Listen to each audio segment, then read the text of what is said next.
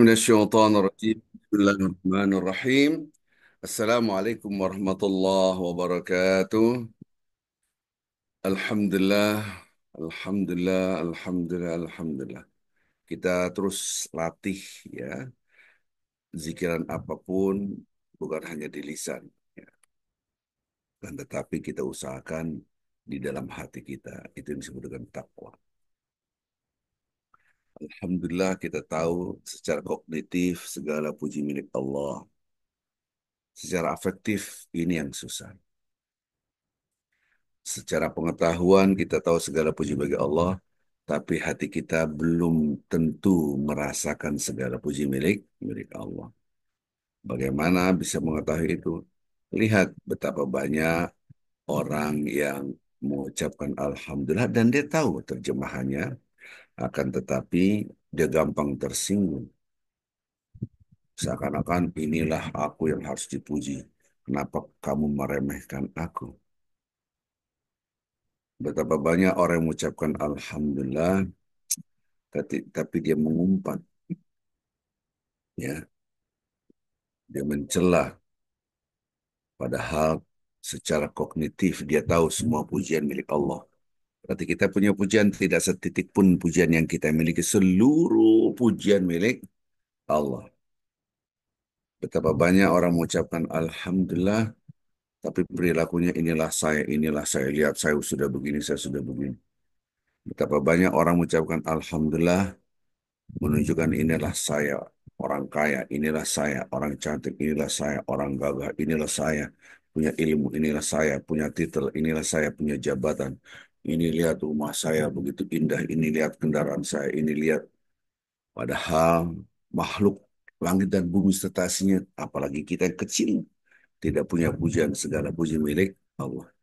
Itulah yang saya katakan affection, rasa yang disebut dengan takwa. Nah, inilah kita latih. Kita latih bahwa langit dan bumi serta isinya milik Allah. Melatihnya gimana? Salah satunya adalah dengan berpuasa. Salam dan salawat selalu kita junjungan pada Nabi Muhammad sallallahu alaihi wasallam. Sama betapa banyak orang salam salawat dengan lisannya, tapi hatinya tidak. Dia tahu ini bentuk apresiasi kita kepada manusia pilihan Allah Al-Mustafa. Ini apresiasi kita kepada manusia yang paling baik, khairul anam. Ini adalah apresiasi kita kepada Rasulullah, utusan Allah, Nabi Muhammad Sallallahu Alaihi Wasallam. Akan tetapi yang sangat disedihkan adalah kenapa hati kita tidak bersalawat. Buktinya dari mana? Kalau kalian betul-betul cinta Allah, maka ikuti Rasulullah. Qul in kuntum tuhibbanallah fattabi'uni. Kalau kalian betul-betul cinta Allah, maka ikuti aku. Kecintaan kepada Allah harus diikat dengan kecintaan kepada Rasulullah SAW. Kecintaan Rasulullah nampak dalam perilaku kita. Yang disebut dengan ittiba, mengikuti. Kita harus mengikuti Rasulullah, apa yang dilakukan oleh Rasulullah kita ikuti. Betapa banyak Rasulullah SAW hanya di lisan. Asyhadu an la ilaha illallah, asyhadu anna Muhammad Rasulullah di sini. Tapi di hati susah.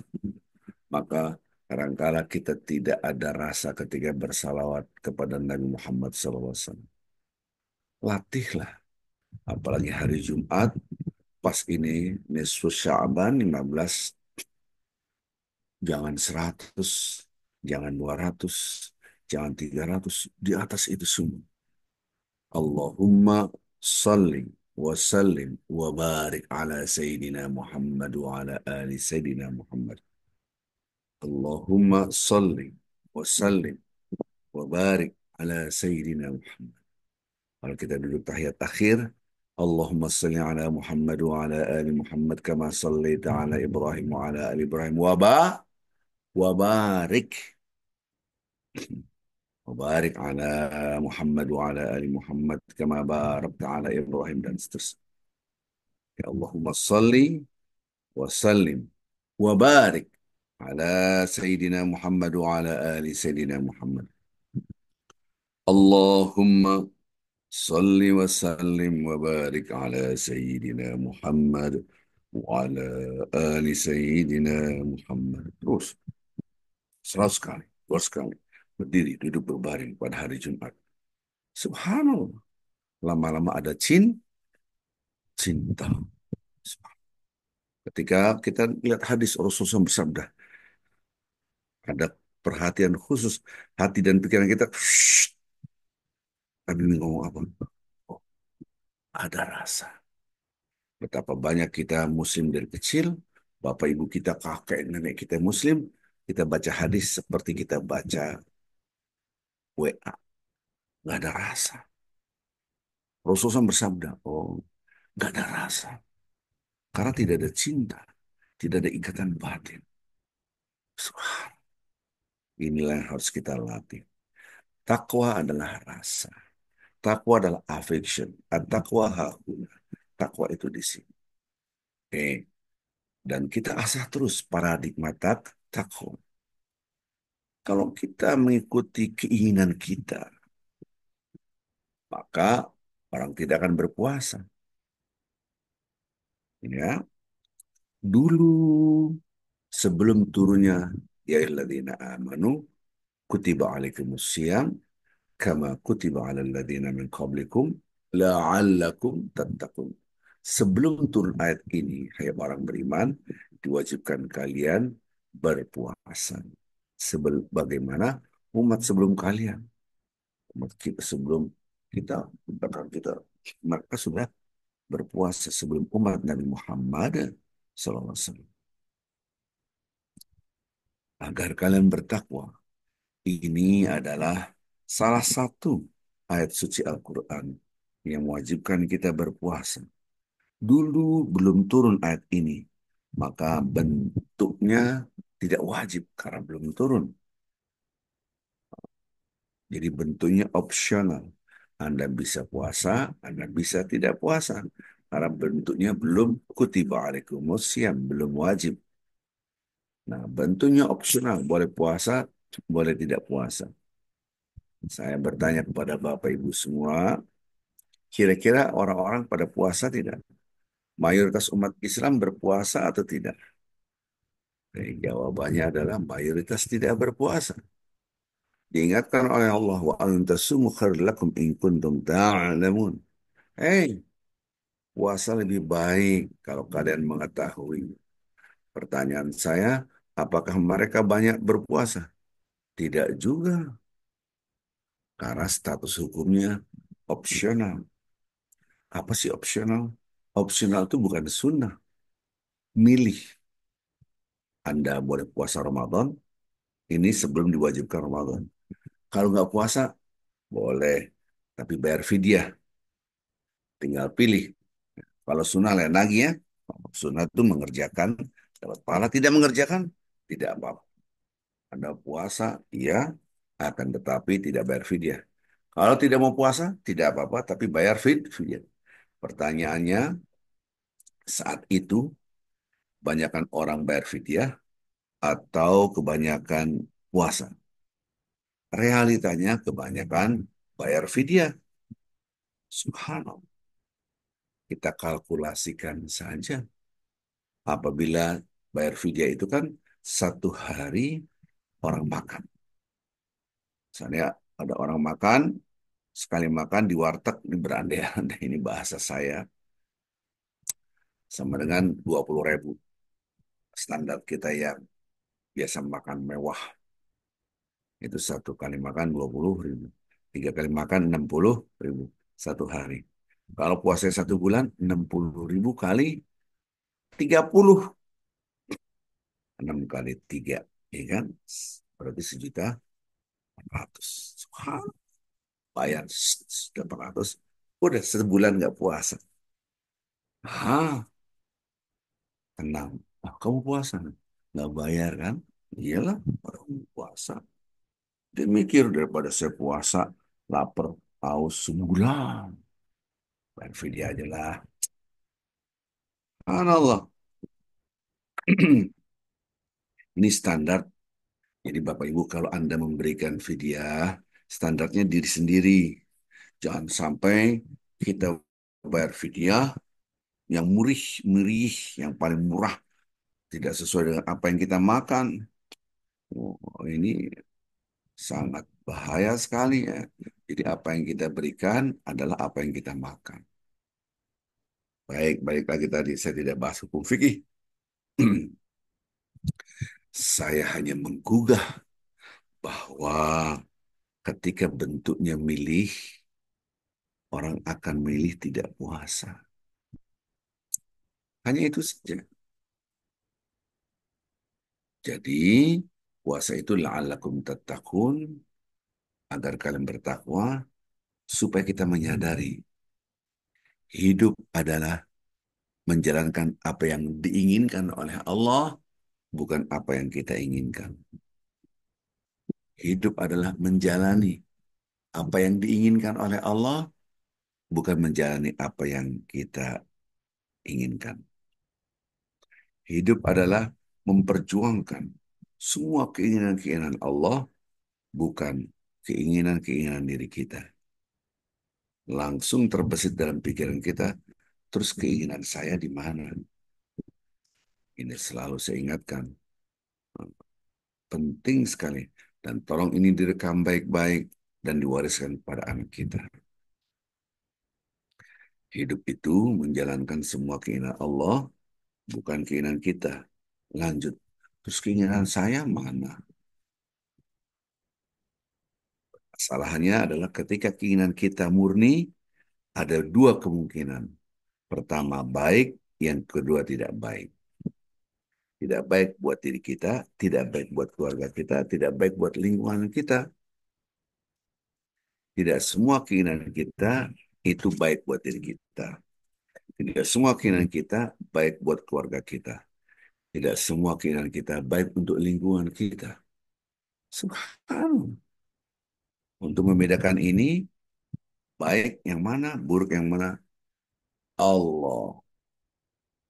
Selalu saya gerakan dengan gerakan begini. Ini diri kita. Ini diri kita. Ini kita. Saya pisahkan. Kita pasti mencintai diri kita. Kita pasti mencintai keluarga kita. Apakah Allah tidak mencintai diri kita? Di sana ada Allah. Allah mencintai diri kita. Kita mencintai diri kita. Pertanyaan sederhana, siapakah yang lebih mencintai diri kita? Kitakah atau Allah kah? Ini keluarga kita. Kita mencintai keluarga kita. Allah. Allah mencintai keluarga kita. Siapa yang lebih dahsyat cintanya kepada keluarga kita? Kita atau Allah? Jawabannya Allah. Siapa yang lebih tahu tentang diri kita? Kita atau Allah? Jawabannya Allah. Siapa yang tahu bahaya-bahaya apa saja yang akan menimpa diri kita? Kita atau Allah? Jawabannya Allah. Siapa yang lebih tahu apa yang manfaat buat kita, kepentingan kita, keuntungan kita, kebahagiaan kita? Kita atau Allah? Allah. Kalau memang seperti itu, ketika kita memperjuangkan semua keinginan-keinginan Allah, pasti di dalamnya ada kebahagiaan diri kita, kebahagiaan keluarga kita. Tapi ketika kita mau menjalani apa yang saya inginkan, oh, belum tentu ada kebahagiaan. Akan dilihat apakah apa yang Anda inginkan sesuai dengan Allah atau tidak. Hmm, inilah yang harus kita hati-hati. Ya, maka kita dilatih untuk memahami poin tadi dengan berpuasa. Itu yang harus kita paham. Kok puasa? Ya iya, karena pasti Anda inginnya makan, inginnya minum. Maka ketika kutiba alaikumus siam, diwajibkan kalian berpuasa. Baru turunlah ayat ini, wajib, wajib. Maka tidak ada lagi bentuk opsional, milih tidak ada. Maka orang itu mandatori, mau tidak mau, ikut tunduk, pasrah. Bahasa Arabnya orang yang tunduk dan pasrah adalah muslim. Islam itu sendiri adalah al-khudu' wal inqiyad. Islam ada tunduk, pasrah, berserah diri. Kepada siapa? Kepada Allah. Muslim adalah orang yang tunduk, pasrah, berserah diri kepada siapa? Kepada Allah. Di sini baru kita paham. Yang hal sederhana, makan dan minum sederhana, dibenturkan oleh Allah. Ayo, ikut keinginan Anda atau keinginan aku, seakan-akan Allah mengatakan demikian. Melatih hati kita. La'allakum tattaqun, melatih kecintaan kita kepada Allah. La'allakum tattaqun, agar kita menginstal kacamata kita, menginstal paradigma takwa. Tubuh saya milik Allah. Allah yang punya, Allah yang ngatur. Allah lebih tahu tentang tubuh saya. Engkau ya Allah maha tahu tubuh saya dan maha sayang. Lebih sayang daripada saya sendiri. Ya Allah, ketika engkau wajibkan puasa, ketika Ramadan, aku harus menyadari ini buat kebaikan tubuh saya. Karena yang mengerti tentang kesehatan, Allah daripada diri kita. Kecuali Anda dalam keadaan sakit. Kata Allah, "Man kana minkum maridan aw 'ala safarin fa'iddatun min ayyamin ukhra." Ya sudah, tidak usah puasa, ntar aja ketika Ramadan. Ini Ramadan puasa wajib, apalagi hanya puasa Sya'ban, apalagi puasa sunnah, puasa Ayyamul Bait, apalagi puasa Senin Kamis. Anda sakit jangan dipaksa, tidak boleh. Oke. Jadi balik lagi, Allah tahu sayang dengan tubuh kita. Maka kita dilatih kecintaan kita kepada Allah harus lebih cinta terhadap diri kita sendiri. Jadi cinta Allah harus di atas, baru cinta kita. Cinta Allah harus di atas, baru cinta keluarga. Karena ketika kita mencintai Allah di atas segalanya, berarti kita mencintai diri kita. Ketika kita mencintai Allah di atas segalanya, berarti kita mencintai keluarga kita. Ketika kita mencintai Allah di atas segalanya, kita mencintai negara Kesatuan Republik Indonesia ini, lingkungan. Ketika saya mencintai diri saya doang dan mengabaikan Allah, hmm, sungguhnya Anda tidak mencintai diri Anda, tidak mencintai keluarga Anda, tidak mencintai rakyat Indonesia ini. Oh ya, iya. Kenapa demikian? Karena pasti ada aturan-aturan yang Anda labrak sesuai dengan hawa nafsu. Sehingga menghancurkan diri Anda. Disinilah tidak mudah untuk saya menjalani dan memperjuangkan semua keinginan Allah, bukan keinginan saya. Itu tidak mudah. Hanya orang yang bertakwa yang paham itu. Kenapa? Karena kacamata takwa, ini tubuh milik Allah, makanan milik Allah, istri saya milik Allah, suami saya milik Allah, anak saya milik Allah, rumah saya milik Allah, semua milik Allah. Maka yang punya, yang mengatur. Allah. Inilah yang harus kita latih. Bagaimana kita bisa memahami dengan rasa.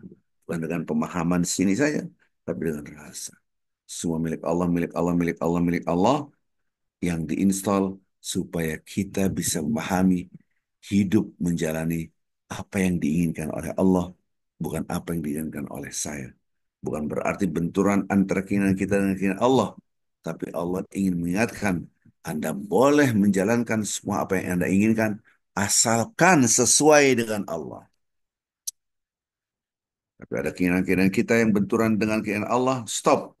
Kenapa? Itu dipastikan merusak diri Anda, keluarga Anda, dan siapapun. Mampukah kita paham itu? Maka dilatihlah kita dengan berpuasa, nggak makan, nggak minum. Walaupun secara ilmiah, puasa itu bagus sekali untuk kesehatan, bla bla bla. Bla. Oh, itu secara ilmiah. Uh, secara medik akan diterangkan, dahsyatnya puasa. Saya tidak bahas itu. Yang saya bahas adalah akidah kita, keyakinan kita. Apapun yang kita ikuti dari perintah Allah, itu pasti membawa keuntungan diri kita, keluarga kita, dan sekitar kita. Di balik selama Anda menjalankan sesuatu, mengerjakan sesuatu yang tidak sesuai dengan Allah, pasti, pasti, pasti. di dalamnya ada bahaya pada diri kita, keluarga kita, dan sekitar. Itu pasti. Coba perhatikan, ketika Anda ngamuk, marah, emosi, maka meledaklah keinginan-keinginan kita. Saya hajarin. Tertawa saya ini. Kalau Anda kerjakan itu semua, baru ada penyesalan. Subhanallah. Maka itu la taghdab walakin jangan. Jangan marah. Maka engkau dapat sur. Bapak Ibu yang cinta Allah Subhanahu wa taala. Kemarin kita bahas bahwa semua milik Allah, termasuk harta kita. Kemarin saya sudah bahas termasuk waris kemarin. Nah, hari ini kita memahami lebih dalam lagi. Oh, bukan sekedar ini milik Allah. Ujung-ujungnya kita ini menjalankan semua apa yang diinginkan oleh Allah karena memang semua milik Allah. Maka pada akhirnya kita akan masuk satu titik kematian. Ketika kita kembali pada Allah, akan ada yang sangat berat sekali dalam kehidupan kita. Thumma latus alunna yauma idzin anin na'im.